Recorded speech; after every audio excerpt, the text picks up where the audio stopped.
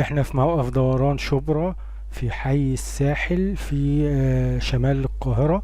هنشوف خريطة ان فين الموقف ده بالظبط وبيودي فين على الخريطة. ادي الخريطة، وادي حي الساحل وموقف دوران في منطقة شمال القاهرة، والمينيباصات اللي موجودة بتودي اكتريتها منطقة شرق القاهرة، زي التجمع الاول، مصر الجديدة، مدينة نصر، مساكن شيراتون، الشروق، الزاوية، الحدايق، ومعظم والنائب العام. ادي الموقف اهو اللي كان على الخريطة، بيودي المناطق اللي احنا قلنا عليها.